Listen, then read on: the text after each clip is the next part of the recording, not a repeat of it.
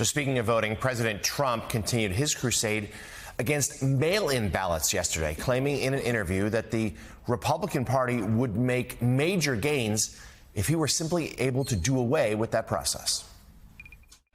Biggest thing we can do. It's bigger even than the reapportionment. It's bigger than anything we can do as a party. Our elections are extremely corrupt. The mail-in ballots, the system is so corrupt. The Democrats, the only way they're going to win is mail-in ballots. That's the only way. I say we'd pick up 100 seats if you had real elections, meaning you go to the voters. I think I would have won California. I think I'd win California right now over that terrible governor. Two fact checks here. First, he wasn't going to win in California or 100 seats. And second, the U.S. Constitution does not give the president power over federal elections. Elections done here on the state level. Claire McCaskill. And third, there's never been fraud proved. Right. And by the way, they've been trying now for years and years and years. They've spent gajillion dollars trying to find evidence of fraud, and they have been rebuffed by the courts every time. So,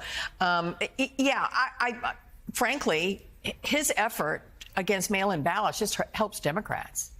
And it's driving the political class, as you well know, Jonathan, in his sphere crazy, because they finally convinced him to tell people at his rallies last year that they should use mail-in ballots and vote early.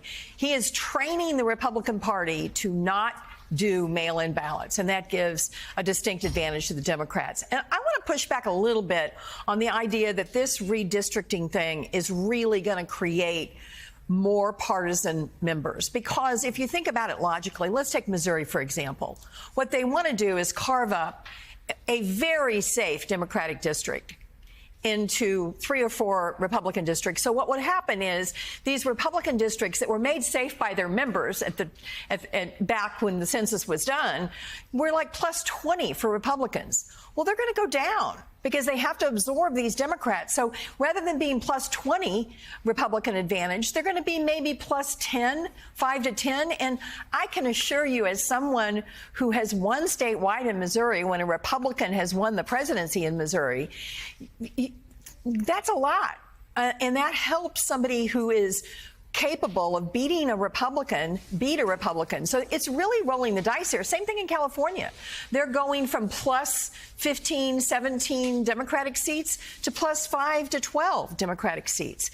So I do think you're going to have a little bit of movement to the middle, because people aren't going to be able to just throw red meat at their base and win these primaries. They're going to have, of course, in California, you have a weird primary system. But it is, I think it's careful. I think we need to be careful to not just say these seats that are being created are just going to be given to the other party. I think there's going to be some fights, and I think the Republicans could be surprised in Texas, and they maybe even could be surprised in places like Missouri and Indiana if they go through with it. I mean, the ramifications are yet to be seen, obviously. You're right. There's some, in some districts, maybe they'll become more competitive. Others, they become safer for the power for the party in power.